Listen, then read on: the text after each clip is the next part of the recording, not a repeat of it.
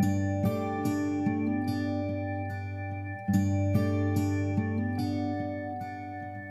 I was going to watch a Phillies game with a buddy of mine. We were riding our bikes. It was the Giants-Phillies series, October 20th, 2010. And I got hit by a car. There's a pizza driver making a left-hand turn. I don't think he was looking, and just took me out. It was a really bad accident. I woke up out of the coma about a month later. I was worried about how the Phillies did, and got informed that Howard went down looking. So next season he went down swinging, but I was concerned about that and got to meet Charlie Manuel in the hospital. So that was one of the highlights of my December, that's for sure. After the accident, I woke up at the University of Penn Hospital. All my real clear memories from there were just wanting to get out of the hospital, wanted to get home, and they informed me that I had to go to another hospital, so transitioned over to McGee Rehab and was there for another 2 or 3 months or so. And after that, I made my transition to fighting back, and this really is the extension of rehab for me. It's not the traditional rehab where you're working on focusing on the leg muscles, but it's just the conditioning that you need to live the life that I have right now. I just look at all the positives I have in my life right now. I woke up out of the coma, was able to really overcome the traumatic brain injury. I'm thankful that I'm just a paraplegic. I see the quadriplegics, and that would be a lot tougher road. I'm just thankful I have the full arm strength, thankful that I have the mind that I have, and it's really easy to overlook not being able to walk if you see the positives in those aspects. I don't even know how I got to fighting back. It was a word of mouth thing. And I came out here and I really liked the looks of the gym and got to know Ron, and I thought this would be a great fit for me, and really have been enjoying it since. Ron's just been a great guy, always changing up the workout programs, always something new for me to work on, and really got my upper body really built, and my arms and my legs these days, none of my legs aren't working, so really helps me. My cardiovascular health was quite awful when I first came in here, doing nothing at all. So working with the rowing machine really helped me with that, and my arms definitely weren't as strong, and built some great definition there, as you can tell. I knew that this guy, he was a motivated guy. He had the tone, he had the energy in his voice. So you kind of give the benefit of the doubt the first meeting. So thereafter, what we're going to see. We're going to see a drop-off, we're going to see a continuance, what's going to happen. And sure enough, there was a continuance. It's every day, hey, what's going on? Comes in energized, ready to work. And he's always willing to push himself. Like in time, as we started progressing, his conditioning started progressing. He started setting goals for himself. All right, I want to do so many meters in this time on the rowing machine. Okay, and so we did it. And then we started charting it. And every time he wanted to surpass that, surpass that, surpass that. So that tells you alone a little about the mental makeup of Will.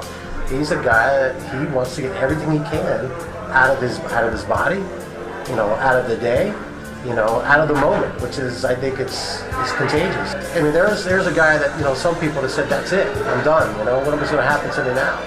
It's not like that. Will's attitude is, what can I do next? He epitomizes, and he's every bit of what this whole program's about.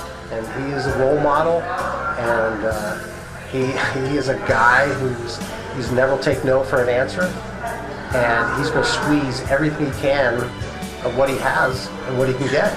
There is a surfing, some volunteers down in the Jersey Shore. The Life Rolls On program, surfing. Surfing, so it's a surfing program. These volunteers help individuals that are paraplegic or whatever that they may be facing.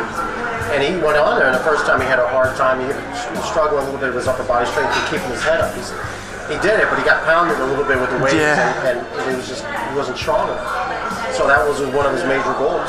One time when I was at McGee Rehab Hospital, we were doing a little circuit training. I made the decision then that I really wanted to make the most of the muscles that I still had and to get as strong as possible. So when transitioning into the Fighting Back program, it was great because I've been able to achieve so much upper body strength, and really it's the best condition I've ever been in my entire life. So I keep working with that, and it just really allows me to live my life to the fullest right now and able to achieve goals in day-to-day life. I have confidence that I will be back up on these legs again. It's a little tricky getting set up in the bench pressing, but I'm a huge fan of getting on the bench and you know, it just reminds me how I used to train before. So any type of things that, you know, training exercise I did when I was able-bodied, it's always nice to kind of reminisce back to one of them and get my pump on doing that. I love it.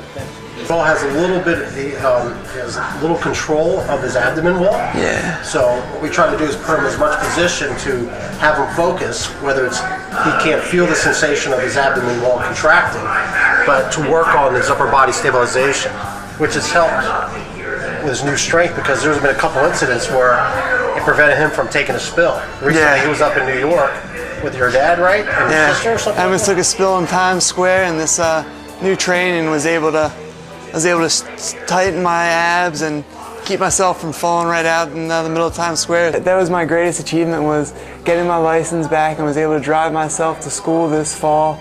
And I was out there 5 days a week and was able to make President's List back-to-back for 2012. So that was just a huge achievement right there, and be able to get myself around again. It's a whole new sense of independence and just really amazing. I was at the 7-Eleven about a month ago, just stopping on my way back, picking up a Choco Taco. And what? Do you know a Choco Taco? It's the best ice cream.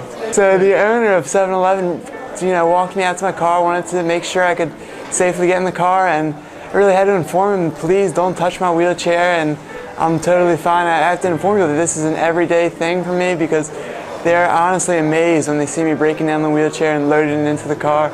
And that's something the upper body strength helps me with every single day of my life. So.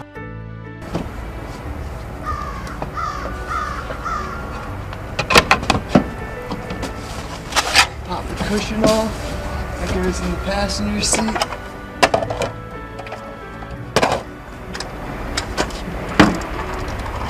Spin it around. Hold it down. Right wheel off.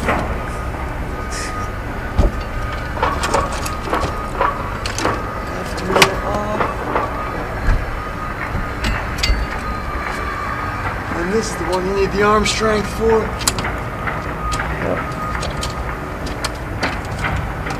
Put the thing in, slide the chair back, keep that in place while I'm driving. I'm good to go. I got the hand controls right here.